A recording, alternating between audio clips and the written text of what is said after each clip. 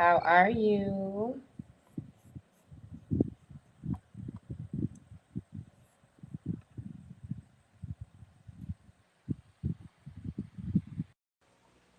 Hello, hello. How are you, my beautiful people?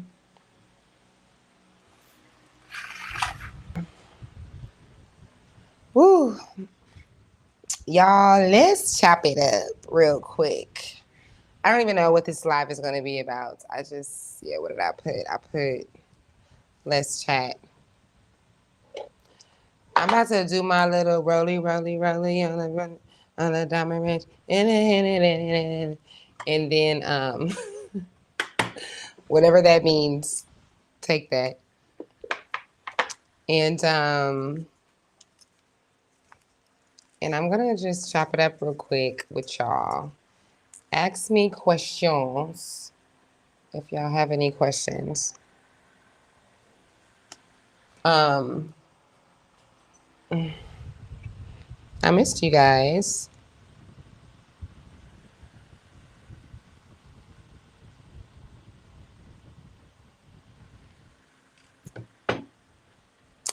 I missed you guys from last night. Did we go live yesterday?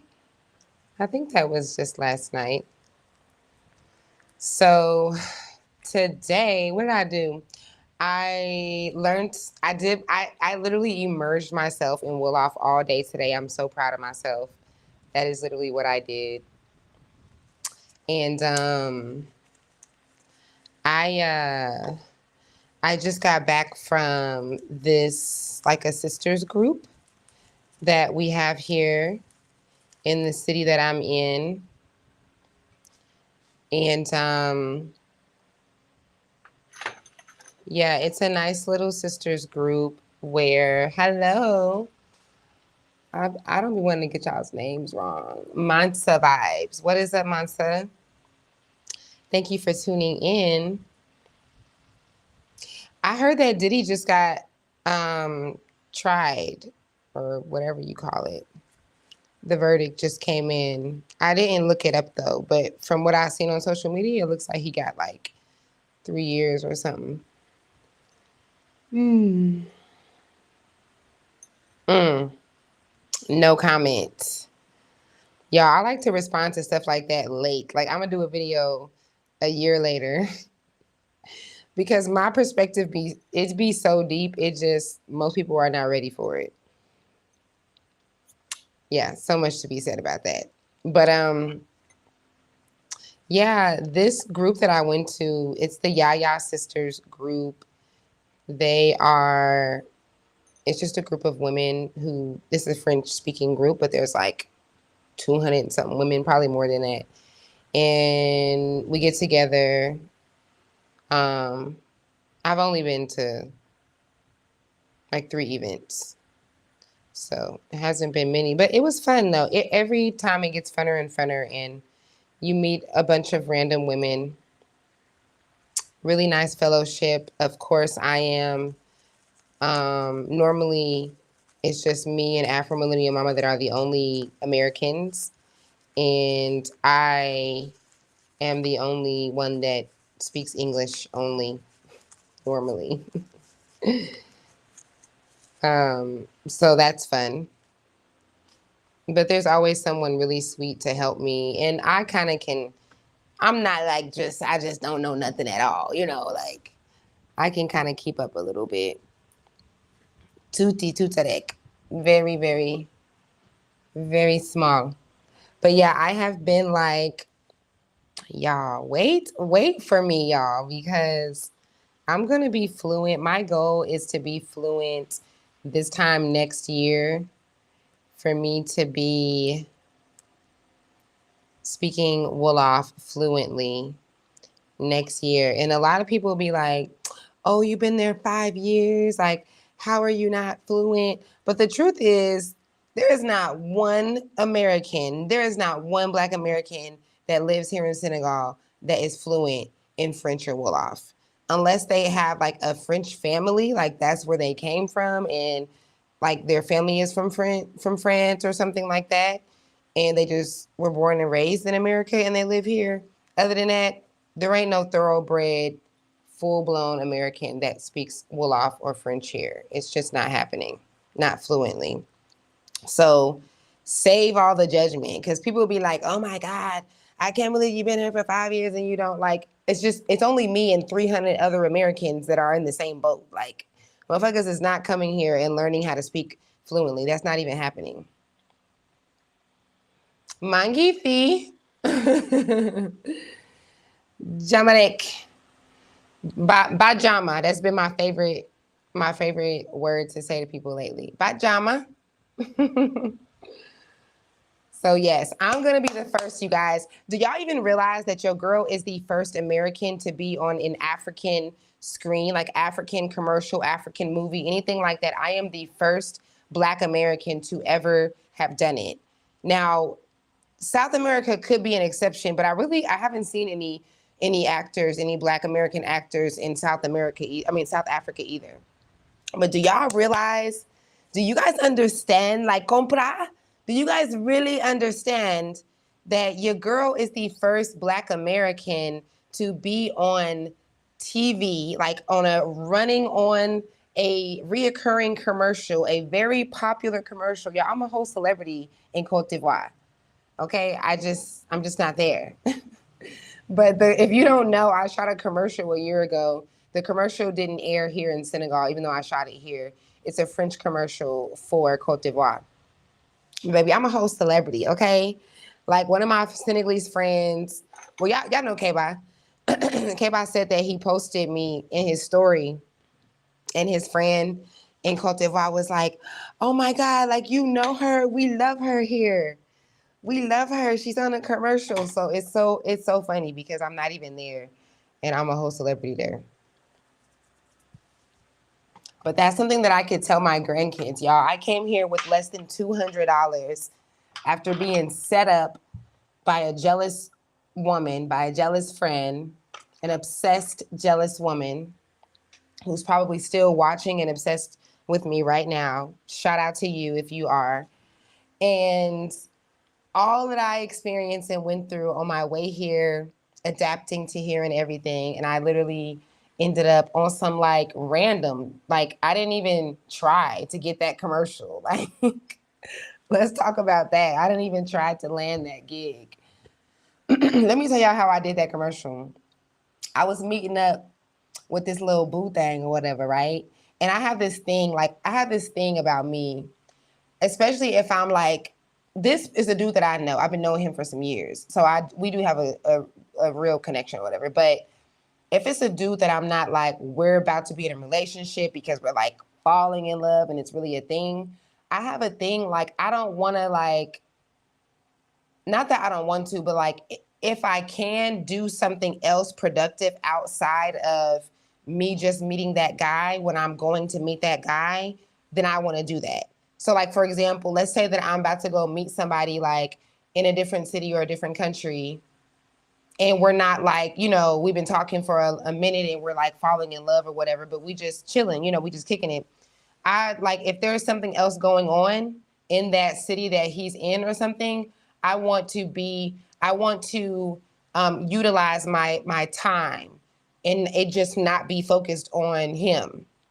I just have this thing about that. Like, if there's something else that I could do and him not be the focus, even if we're doing it together, it might be like an event or something. We can like go to a carnival or some shit like that. But I would prefer, if I'm going to go and meet with someone, and then I would prefer to utilize my time for something that I really love or something like that while I'm in the process of doing that. So the way I got that gig is because I was going to go meet with someone. I actually did go meet with someone, and just that rule of mine where I'm like, well, there's an opportunity. And I had just told my homeboy too, I was like, it's so crazy that I haven't been in no music videos, no commercials this year. Because at least every year I do something.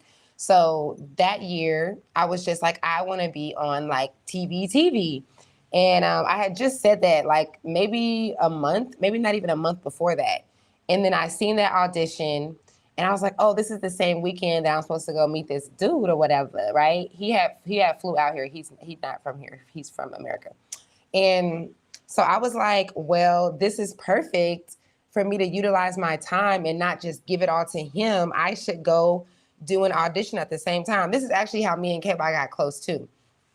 I have been knowing K-Bot already. K-Bot was coming to my house for, I don't know, maybe like, at that time it had been like a year or two. Because my brother was down here, if y'all remember. That's how I know K-Bot is through my brother. But it's kind of adorable too, because my brother ended up leaving Senegal, and then it's like I got another brother through him, through my brother. That's so adorable. But anyways, so yeah, that's how I ended up doing it. And KY was the one that helped me go to that audition. KY actually had to be the actor. He had to actually help me audition, because the guy that I ended up doing the commercial with, like the guy that y'all see in the commercial, he wasn't there to do the audition part. So K-Bot had to play like the guy. And yeah, it was crazy, y'all. And they told me, they were like, we're looking for someone who's active, right? They were like, they already had chose the actor, the female actor that they wanted, they already chose her. But something happened with her mother or her grandmother, and she ended up having to leave and go to France. So that's why they had posted that they're looking for the casting for that commercial. And I just so happened to catch it at that time. But yeah, they were like, are you active? I'm like, yeah, like I do yoga, I dance, like I'm active. Baby, they did not say Tomb Raider active. You guys, I went through it after that commercial. Like I got a story to tell my grandkids, yo. I really went through it after doing that commercial. Like I had so many situations going on with me, y'all. Like I had broke things. My freaking ankles were the back of my ankles from the shoe that I had to wear, and I was running and jumping in, was torn. Like, Lord, my ribs were sore. Oh my God, I have a whole different respect. That was like a 30-second commercial.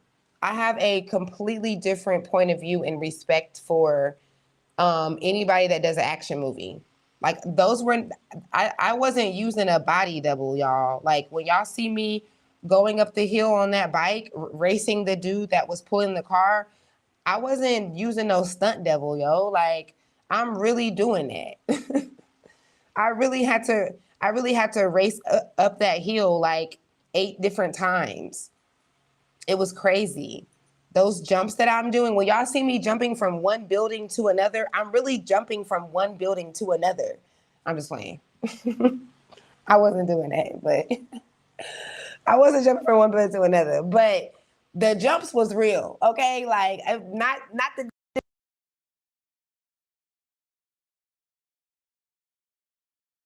the speedometer thing on there or nothing, okay?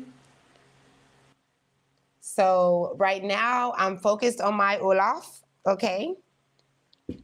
I'm focused on Je suis parler Olaf, because I'm trying to be on here, y'all. In 5 months, if I cannot come on here and speak to y'all and say full sentences in Wolof, I'm just not serious about my life.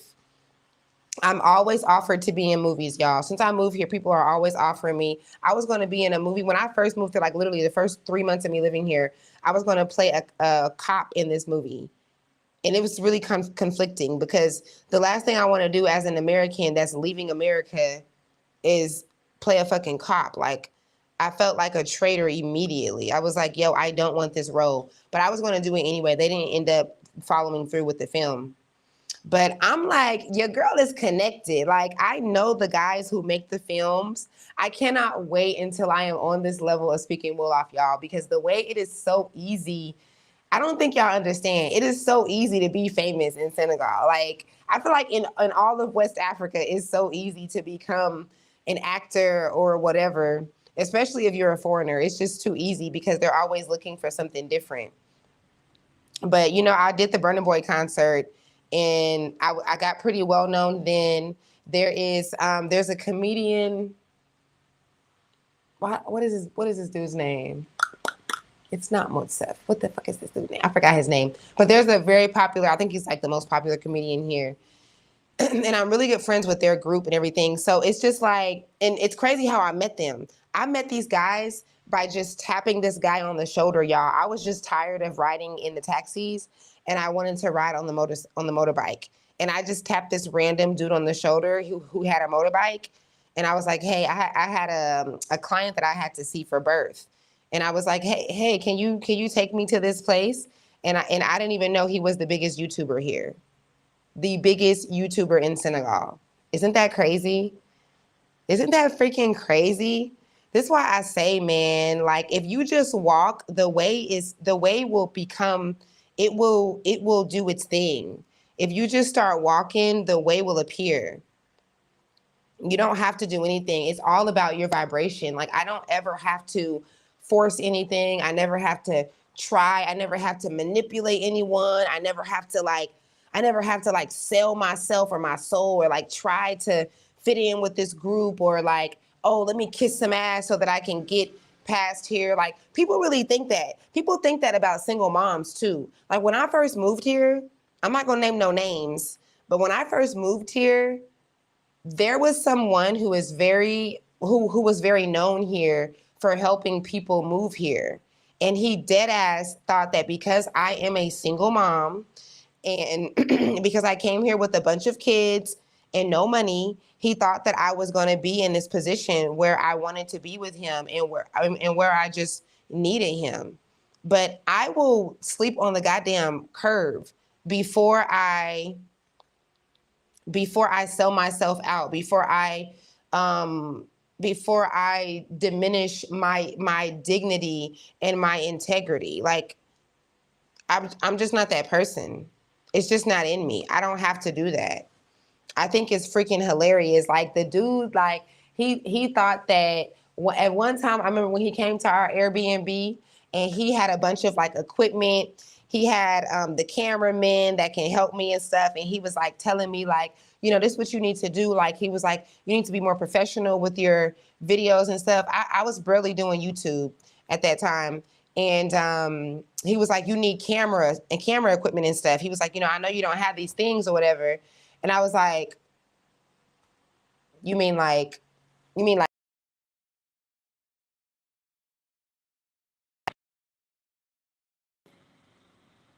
I was like, you mean like that? And I pointed over to our luggage where I had this big ass tripod and my MD50. Was it MD50? I can't even remember now. I think it's an MD50, which was a brand new mirrorless camera. Don't be sleeping on don't be sleeping on single moms. I don't know why y'all be thinking that just because she's a single mom, she's always struggling, or even if she is struggling, she don't have nothing. Like, boy, I came here with what the hell I needed. Okay, obviously I didn't need the thousands of dollars because it was stolen from me. So obviously, that's not what I needed to come here. I needed myself. I needed the truth within myself. I needed my confidence. I needed my trust within myself. I needed my integrity. I just needed the realness of myself. That's what I needed, and my camera. And that's what I came here with. But I'll never forget that moment though, because he thought that I was gonna be like, oh my God, you have what I need. Take me. My children need a father. That's what y'all be thinking. And maybe y'all think that because maybe there are single moms out there that are like that. I don't know. But myself and the ones that I know, baby, we not playing those games. It's not even like that. It's not even like that, y'all. Like the judgment be crazy. The judgment be so crazy. I swear to you, I don't care what position that you're in. I don't care how much money you got. I don't care if you're married or single, divorced, widowed, if you got 10 kids, if you got two, if you got none, it does not matter. Whatever move that you want to make in life, if you are going with the truth every time, it doesn't matter what it is. Like, if you're going with the truth, and when I say truth, I mean like if you say something that you didn't mean to say, or if you like in this case, in the case of the guy. So this is what's crazy, y'all. So the guy that I'm talking about, right? There was this whole blackmail situation because the girl who set me up that didn't want me to make it to Senegal, that is probably stalking me right now to this day, she tried to blackmail me because she thought that that guy was going to help me when I got here, which I guess he was. I guess that was like his goal with me or whatever. And since he was so well known, she knew that we had already linked or whatever, right? And so what happened though, I'm not gonna tell all the details because I gotta say this for like a book or something. Let me see how I'm gonna say this. The guy ended up, I can't even say this without telling you, without it being obvious what it is. But the guy ended up sending me something or doing something or saying something that was very inappropriate. And I talked about, like, this was like months prior to me coming to Senegal. And I talked about it with that girl who I thought was my friend who ended up setting me up, right? I talked about it with her via text message. And this is what miserable women be trying to do. Like they save receipts and messages and stuff. They really be manipulating you so they can have that evidence so they can use it later. I swear to God, I swear to God, this is like a real thing that women that have too much time on their hands and that are miserable, this is what they do. And so while me and the guy are connecting and I'm like about to connect with him. I'm trying not to like tell who this is because if you know anything about Senegal, then you probably know who this dude is. But anyways, he's no longer like doing his thing like that. I don't think so. I don't know. But so she tried to blackmail me and she sent him messages of me talking about him, me and her talking about him because of what he said or did that was inappropriate. So we had a whole conversation about him and we was like dogging him. Mind you, I had not met him yet though. Like I had not met him. And so I ended up coming here, meeting him, all this stuff. We're connecting. And then in the midst of all that, I'm brand new here. I'm like 36 hours in of living in Senegal. And so he messages me like, what's up with this? Because the girl sent him the messages of me talking about him. It was so crazy, y'all. And I'm so grateful. Like, oh my God, I could just get up and do a praise dance right now for all these experiences that I have where people think that they can like have me in a corner and like control me. And like, it's funny because we talk about like solo moms, we talk about single moms being targets for men, like, you know, we'd be like, oh, if you're a single mom, you're probably a target for a man. But we are targets for women too, because society as a whole will judge you as a single mom and think that you're like desperate or that you are willing to do anything for help or that, you know, just weird shit like that, you know? So it was just so crazy, y'all. Dude ended up so upset with me. He was like, I can't believe you did this, da, da, da, da. And my point in this is about walking in the truth, the same truth that Jesus, that Joshua talked about, because what can you do?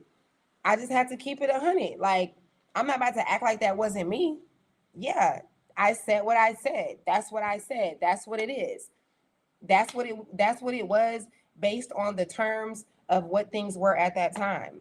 And I straight up told dude, like, you can either handle me in whatever way that you want to based on that, or you can handle me in a different way based on whatever you got from me now. But it is what it is. Like, I'm not about to kiss your ass. You're not the fucking president of Senegal, of the diaspora, you know, like, it is what it is. And that's just what it was. And he ended up really respecting me. He ended up really having mad respect for me. So my point, you guys, is that I have clients sometimes that move around in different countries too. I have a couple clients in El Salvador, in Thailand, like people that are moving where like Americans are moving. And when people come to me and they be wanting to move, and they be wanting me to give them like practical advice about like the toiletries that they need to bring or how much money that they need to have. It's not about that, you guys. I swear to you.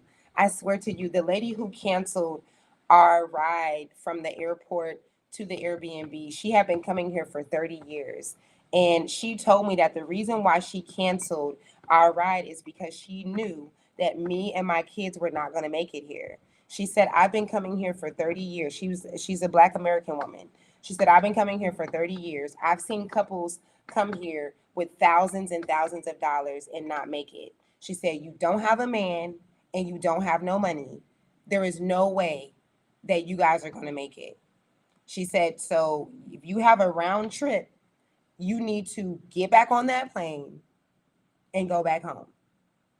And she was right. I mean, I'm an exception.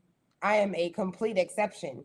But what she said, I understood later why she thought that. Why she thought that I was going to be one of those people, because I've been here 5 years now and I've seen so many people come here and have to go. And I swear to you, it's not about the money. It's about it's about your spirit. It's about your energy. People really come here and don't be themselves. I got a whole like psychological theory about this that I'm probably not going to break down right now. But people come here and don't even know. It's not even like they're always doing it on purpose. It's like they don't even know how to be themselves, because a lot of us are not being ourselves in our day-to-day lives every day, where you get to do your same routine every day and fake how you are, fake the fact that you haven't healed, and fake the fact that you're really miserable in your relationship, or fake the fact that you're really miserable single, or whatever the hell the thing is that you are pretending is not the elephant in the room.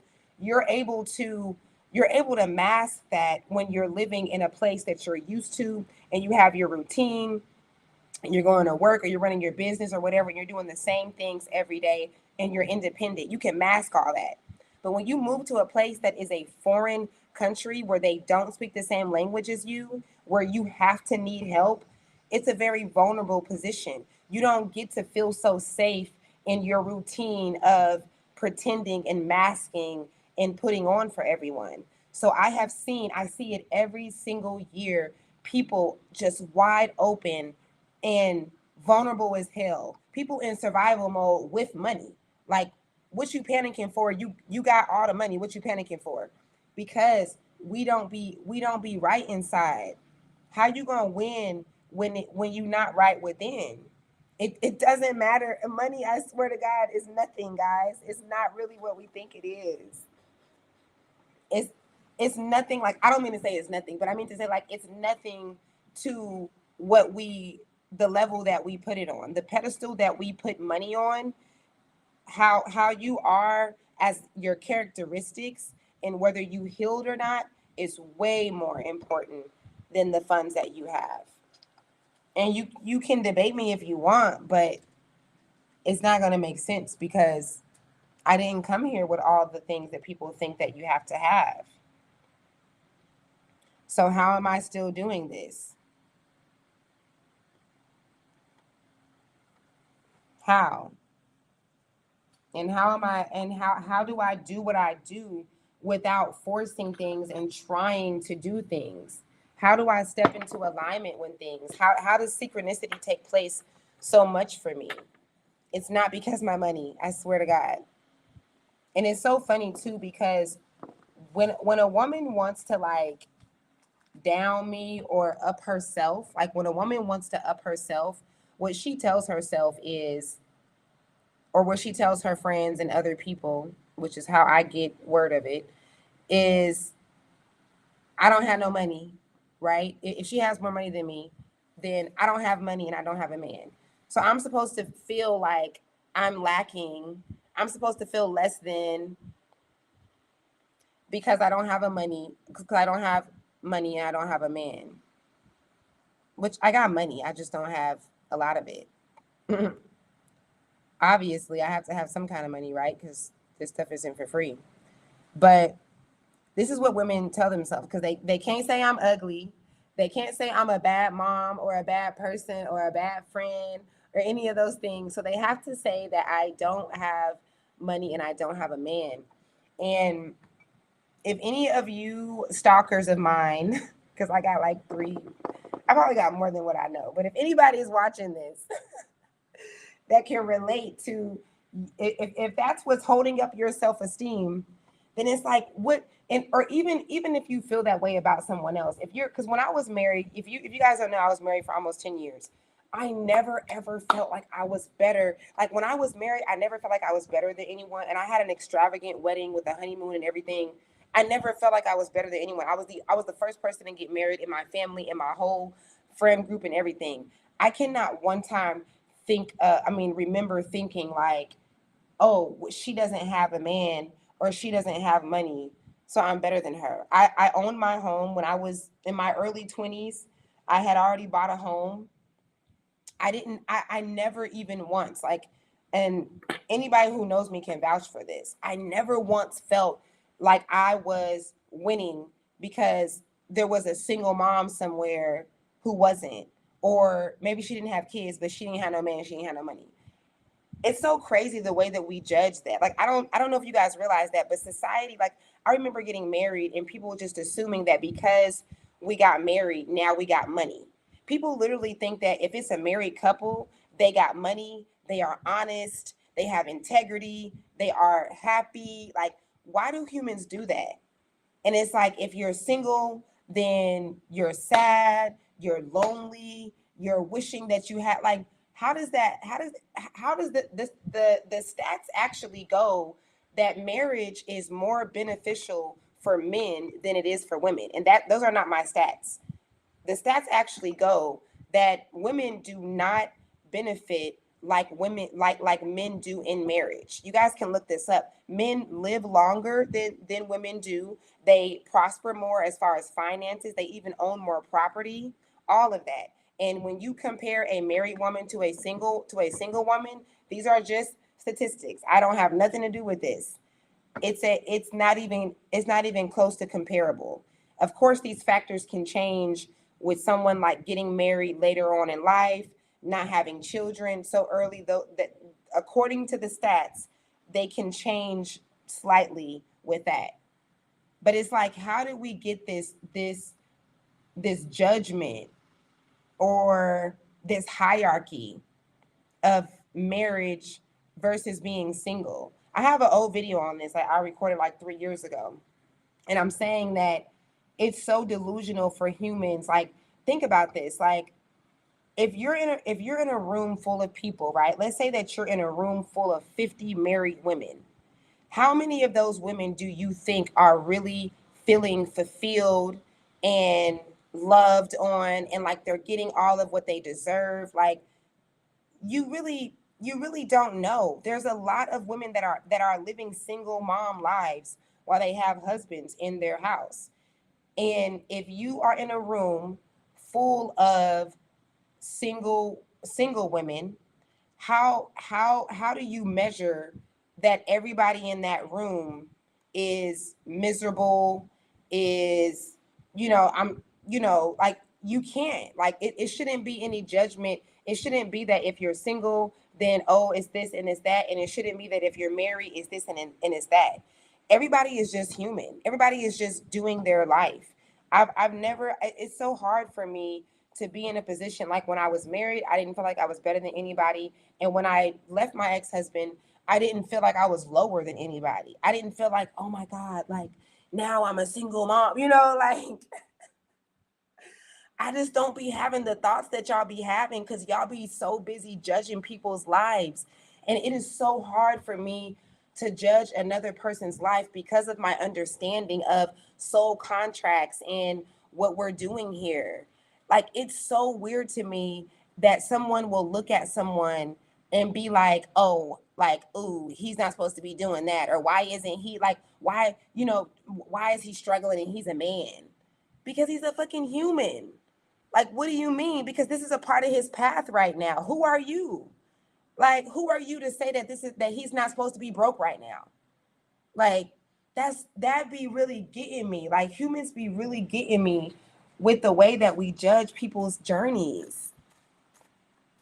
It's so amazing. Just imagine if we didn't do that. If we didn't judge other people's journeys, then we wouldn't judge our own journeys. You guys are judging your own journey way too much.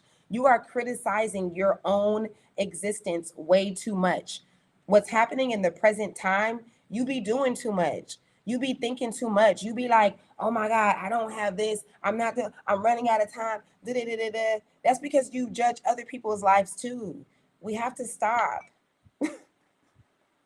I can't wait till I get my little soundboards so I can have my little sounds come in. Okay, like I wanted to drop a bomb right there at that moment. Like we have to stop judging ourselves, you guys, and judging others. It is just not your job.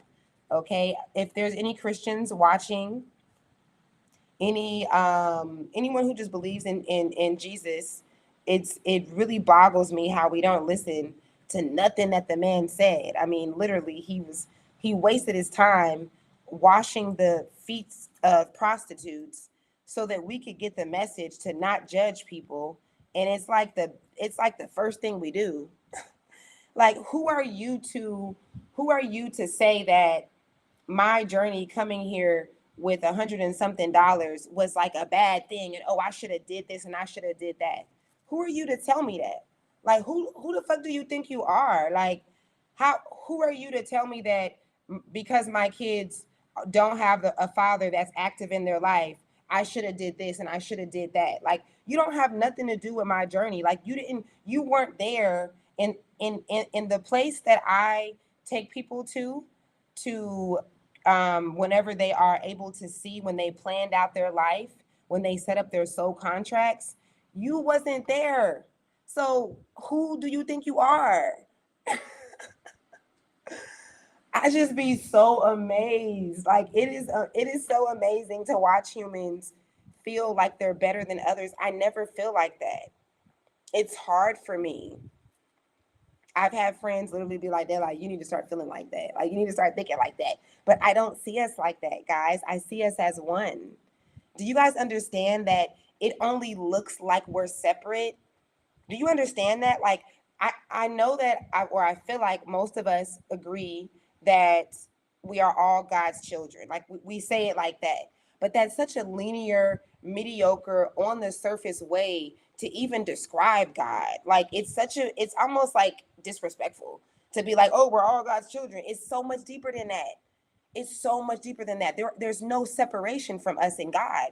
So if God is omnipotent and omnipresent, that means that only one thing exists here. There's only one thing that exists. We just look separate.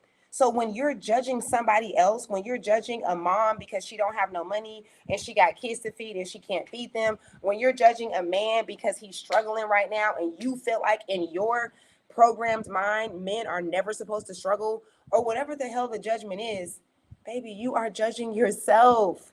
That's all that you're doing. You are literally judging yourself, and you are creating an opportunity for when you die to come back here in the same form that you judged so that you can have that experience, because that's how much you love yourself. You love yourself so much that you want to experience the things that you judge so that you will no longer judge and you can understand that we are all one. That is true love. This is what Jesus talked about. Is this not?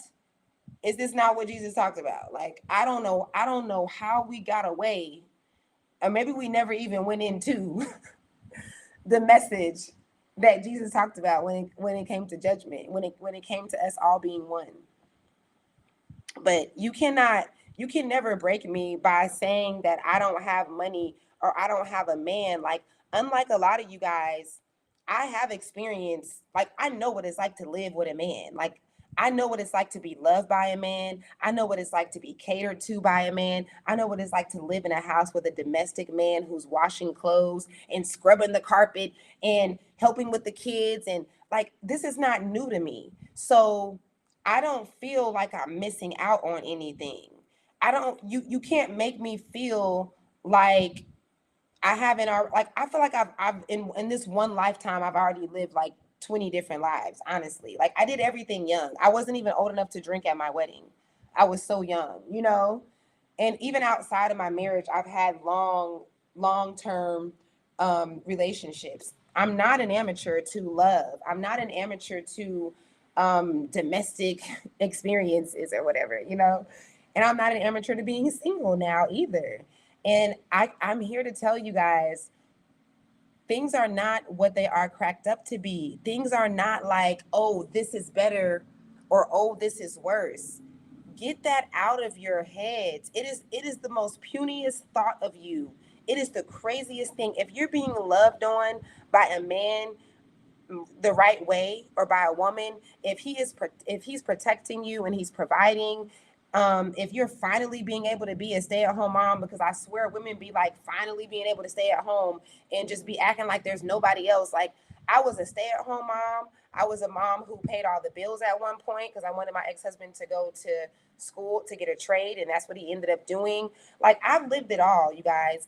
And there's not any like, oh, this is better, oh, it's worse. Everything is based on characteristics. It's the same way that we try to say that a two-parent home is a better home. Y'all, I can't even. I be like, how long have y'all been on earth? Don't you know, like, when I'm doing my sessions with my clients, when I'm getting rid of people's trauma, most of the people who we kind of get stuck in the trauma, it's most people that lived in a home when they had both of their parents and there was domestic violence going on, or their mom was silencing herself for whatever she was trying to hide that was going on in the marriage. The father had an alcoholic problem. Like, it don't even be what y'all think it be. A two-parent home does not automatically mean a healthy home. Two healthy parents mean that. And just because two people are together and they're married does not mean that they're healthy people. This is the craziest, this is literally one of the most insane things that I could ever imagine that human beings could assume. And you guys really be thinking this. Like, y'all really be assuming that. You really do. You do. And it's so crazy. There is no such thing as like, oh, well, kids need to be with their mama. You know, like in the first beginning of the years, kids need to be with their mom because it's, they're a mom and moms are nurturing.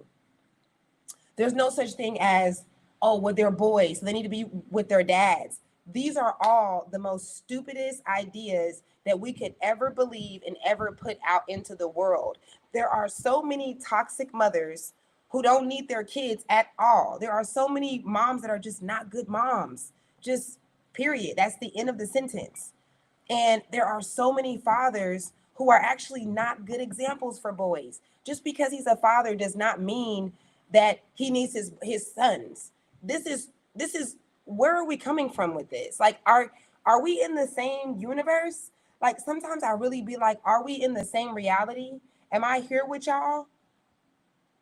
Like, I really question that, y'all. I really question if I'm here with y'all or not. Because, like, it's crazy. Like, my father raised me from when I was age 2 to 11. My mother allowed him to do that because she knew that she was not in the right financial and especially mental state, because her partner had just passed away and she was pregnant with her partner's child. She was like 7, 8 months pregnant with her partner's child. And she was grieving, and there was just no way that she was going to be able to raise a 2-year old and have a newborn while also grieving at the same time. And my parents got together like healthy parents and agreed that my father should take me. And my father raised me by himself with no woman. I mean, he did end up having a girl like way later, but my father was a single father. So my femininity, a lot of people compliment me on my femininity and certain things that people automatically attribute to my mother, but it was my father. My father taught me my femininity. My mother taught me my strength. She's the one that taught me, like, don't play no games. Don't let nobody cross you. My father is the one who taught me to be gentle.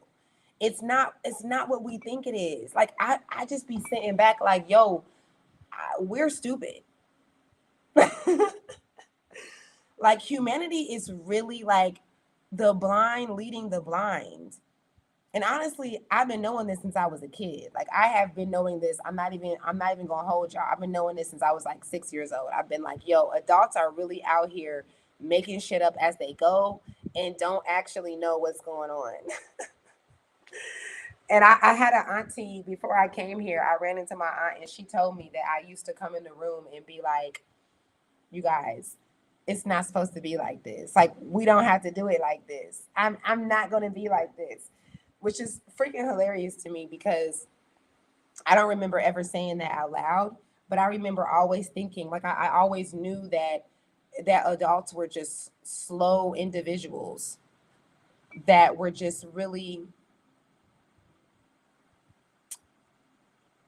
I always knew that adults were just slow individuals that were really caught up in their ego.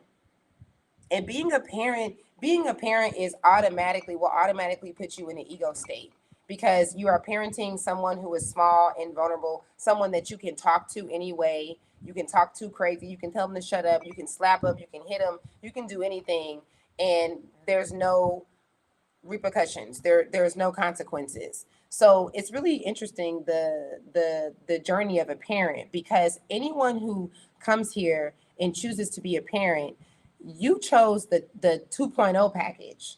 Like you don't know it, but you chose the turbo patience package, okay? You chose to really learn how to let go of ego and how to truly love. And I don't want to say that because that just sounds cheesy. Like love unconditionally. Like I don't mean like that. I'm not talking about like, okay, like everybody loves their kids because you had your kids and you love them unconditionally. But I mean like I'm talking about loving them to the point where you have to you're actually questioning what healing do you need to do within yourself so that you can be a healthier parent. I don't mean like providing no matter what, you know. I don't mean like the basic parent shit. But yeah, like it's a lot. Of course adults have so much ego. Of course we're judging people's lives and judging our own lives and criticizing our own lives. Look at how we criticize and judge our children. It's all based on fear. It's all based on ego. This mosquito is about to get it. Tell me if I'm making sense to you guys.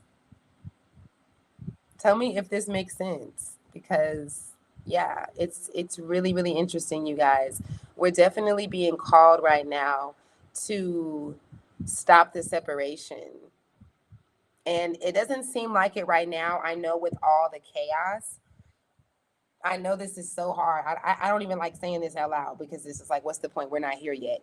But we will be. We're going to be in a perfect world, you guys. We're going to be in a world where people are communicating in a healthy way. Uh oh. We're going to be in a world where we understand what we truly are and that there is no separation from source. We're going to be in a world where there's not these same type of crimes and children are not being harmed, and like we're going into that. It just doesn't seem like it. It seems like a lot of chaos and it seems like we're taking steps back. But I promise you, these things, all the chaos and stuff is causing us to go forward. And one of the messages that is seeping through your pores, whether you realize it or not, it's the calling for you to stop separating yourself from source, to stop separating yourself from other people. Don't separate yourself from somebody else's life that you don't agree with, because that's you. That's you. We're all here together. We're all here working together. Everybody is playing their role. The person that is triggering you, the person that you can't stand, the person that has abused you, the person that did abuse you or is abusing you right now, verbally or physically, they're just playing their role. We're all here playing our role in the grand scheme of things for us to get to the highest evolution that humanoids can get to on Earth. That's really what's happening. And we've been doing it for eons. We've been doing it for eons. But the time that we're in now, 2025, finally, these years that we're in now are years that our souls have been waiting on. It's years that a lot of souls have been waiting on. Like we are the Netflix of the universe right now. And so, yeah, I want to encourage you guys to stop separating yourself. Anytime that you are dealing with scatterbrain, anxiety, um, fear of the unknown, um, when you are judging people and you're like, gossiping about somebody, when you are either hating someone or you're thinking that they're hating you, so that's going all up in your head and you're doing all this like, what are they saying about me, what are they, all this stuff, every single thing I named and a bunch of more shit. When you're angry, when you're contemplating on doing something to someone that you know that you shouldn't be doing or something like that, it's all out of alignment with source energy. You're all out of alignment. I don't mean you all. I mean us. We are out of alignment when we are doing these things and feeling these things, when we're afraid of the unknown, when we're trying to control a scenario, when we're trying to control the outcome of something, when we're forcing connections and relationships and friendships. It's just us being out of alignment with source. And there is no separation from you and source, but there is a such thing as being out of alignment. It's when you're forgetting what you're really here to do, the mission. It's when you're forgetting yourself. You're forgetting that we're all together. Yes, white people, Hispanics, like all of us, y'all, we are all together. Yes, including slavery, the divine experience of slavery. Yes, all that. All of the most tragic things that you can think of that are really, really horrible, that we all wish never took place. Or maybe some of us, maybe not all of us wish that it never took place, but some of us. It's just us working together. It's nothing else. It's never anything else. There's nothing else that exists. Nothing else is actually here except for source energy. That's what this whole thing is. When we go back to Genesis and God is saying, let there be light, and all the other things that are being created, it's, you can see this place as God's creation. Like, that's God. Like, there's nothing else here but that. It's its own, like, have you ever been able to like make a simulation online? Like when I was a kid, I used to play this game on the computer. This is like way before any social media or anything. And I used to create kind of like Minecraft. And I used to create my own like virtual world. Everything inside of that world was me because it was a part of my consciousness. I'm the one that put it there. I was able to place the trees where I wanted them to be placed. I put the house where I wanted it to be, wanted the house at. I put the markets where I wanted the market at. That was my world. Nothing in that world wasn't me. It was all based on my consciousness. That's what we're here doing right now. There's only one thing that exists. So you can stop judging yourself. Source is never seeing you as not enough. Source is never seeing you as you are, that you need to, that you're taking the wrong route, and you made a mistake. You really messed up. You really, really ruined it. You're never going to hear that when you die. And I want you to remember this. When it's time for you to die, I want you to remember that I said this, okay? When it's your time to go, I want you to remember this. You actually will. You guys know I talk to the deceased for a living. I actually have talked to souls that have been like, I remember you said this. I'm not kidding. My sister is one of them. My sister that just passed is one of the souls that was like, oh, our conversations really helped with me navigating where I'm at right now. So I want y'all to remember that on the other side, you're going to understand why you had to go through the things that you experienced. You're going to understand why you had to deal with the family. Oh my God, let's talk about family.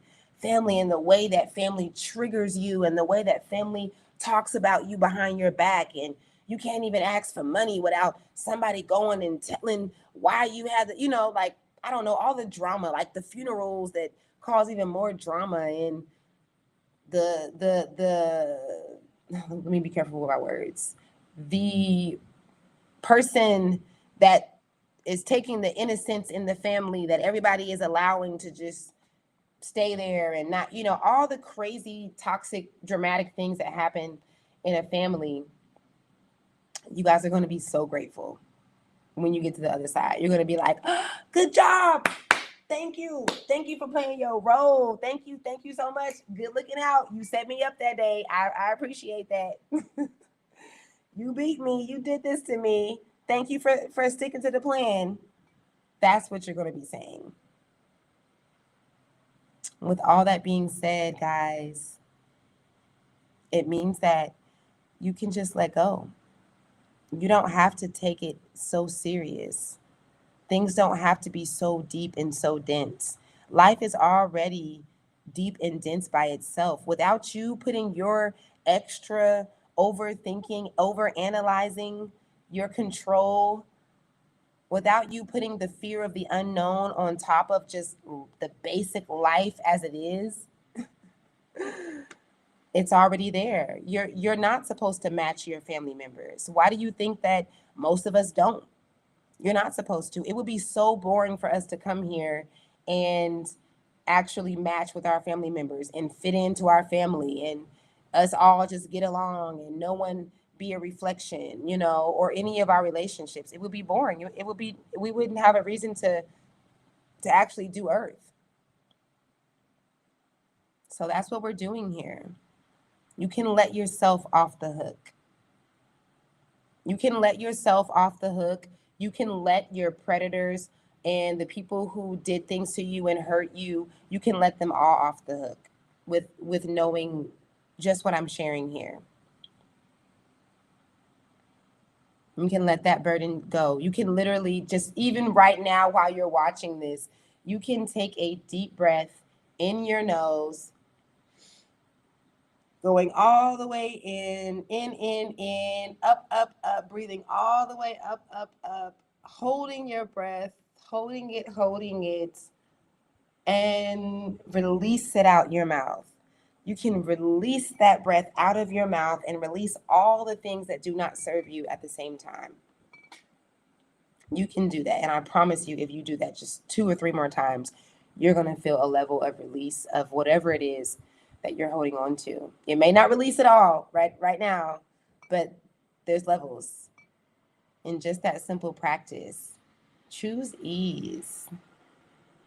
Choose ease. Like, choose not overthinking. Choose not trying to compartmentalize, and choose not trying to figure things out. It's not even your job. Isn't it crazy how us as humans try to figure things out and it's not our freaking jobs?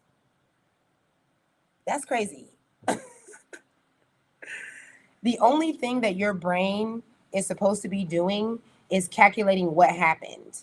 And we suck at that, honestly. Humans, we suck at calculating what actually went down.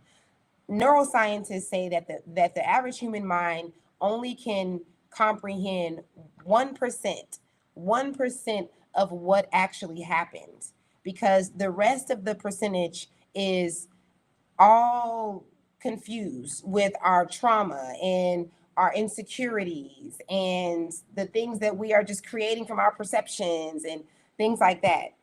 So we already suck at this. But that's the brain's job, though. The brain is supposed to calculate what went down, not what is happening, not what's happening right now, not what's going to happen later. If we practice getting out of our minds, getting out of our heads, and into our hearts, we can really, really understand this. And it's really us choosing a life of ease.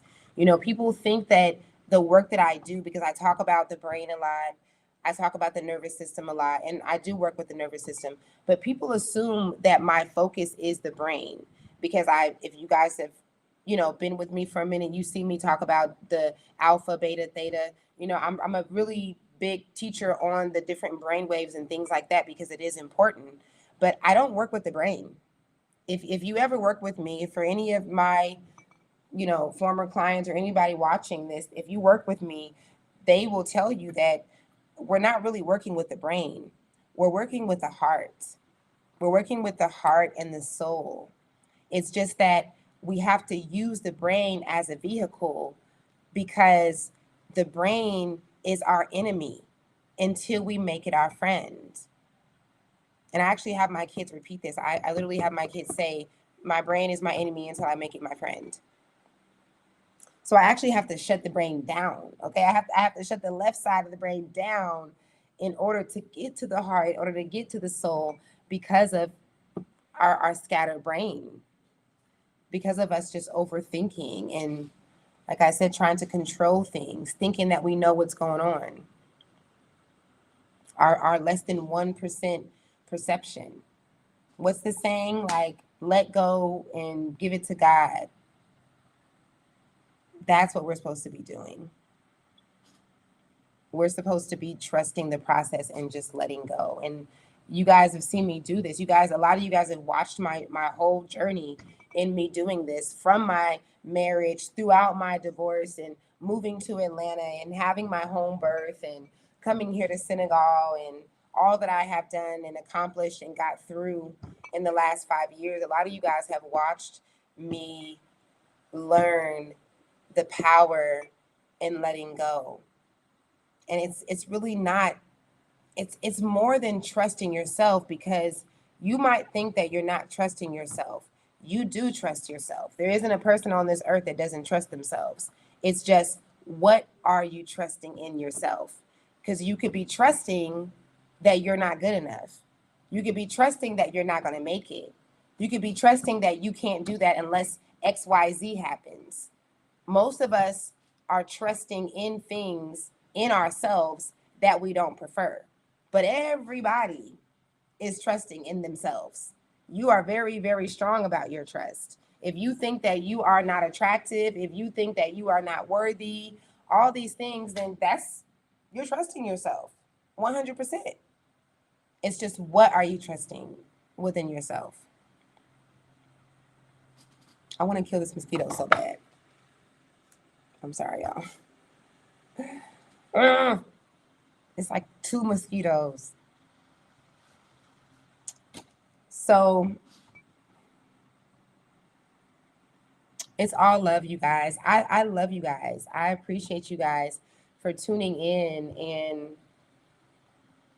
for sticking around with me and supporting me. If you like this live, if this live is speaking to you, then please hit the thumbs up. You can hit the super thanks button if you want. You can hit the share button in case someone else needs to hear this. I would so appreciate that, and so would they. Let me know if you have any questions or any comments. Maybe you just have something to share. Maybe you can relate to something that I shared. But yeah, y'all, I could get on here and talk about judgment every day, because I'm amazed, honestly. Spirit is the core of the soul. Absolutely.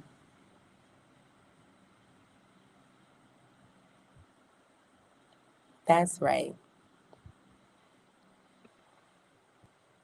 Yeah, going forward, you guys, after this live and going forward, stop and ask yourself, like, think about what you're thinking about.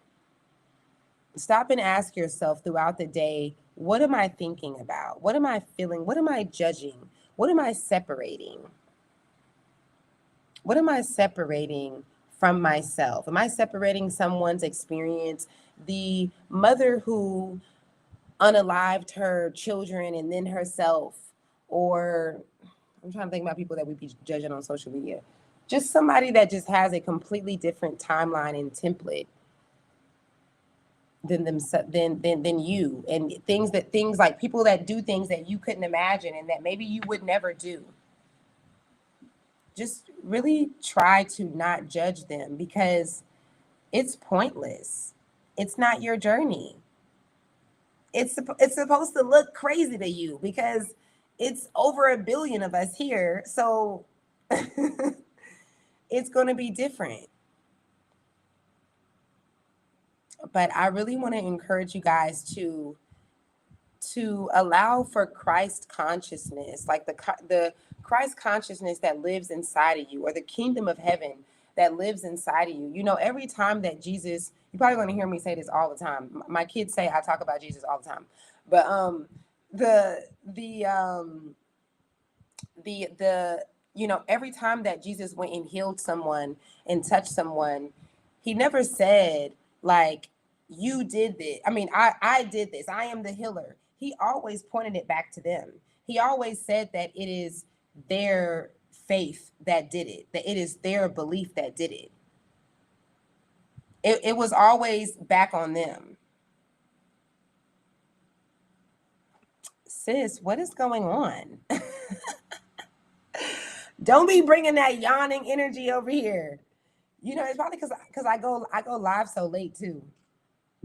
This is the same time that I was live yesterday. Don't be bringing that because you had me yawning. That Dame yawning. Did you ever look up Dame yawning? It's a real thing. Did you ever end up looking that up? That's hilarious. But yeah, like Jesus always spoke about the kingdom of heaven being inside of you, Christ consciousness being inside of us, living within us. So try to allow for Christ consciousness to awaken inside of you by putting a stop to the judgment that you put on yourself and criticizing your past and judging your past and doing the same for others. Just stop it.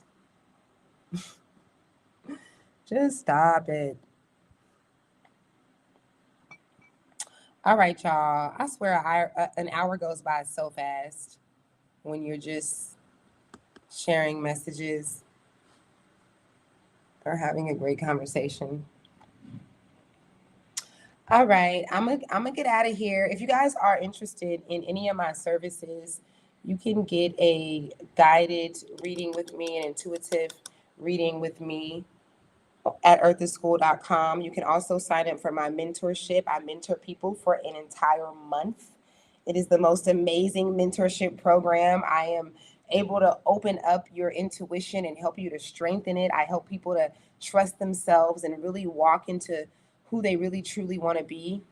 Oh my God, I have somebody now that just moved to Spain, and they did the 4 week program with me last year, and they didn't believe that they can get to Spain, and they just moved to Spain this week. They are living in Spain right now. I am so amazed. That is like one of my favorite testimonies. So if you guys are interested in my mentorship program, then you can learn more about that on my website or my MDR session, where I take people into parallel lives and to speak to their deceased loved ones and their soul team. That is all at earthisschool.com. I thank you guys. I love you. I appreciate you. Until next time, peace out.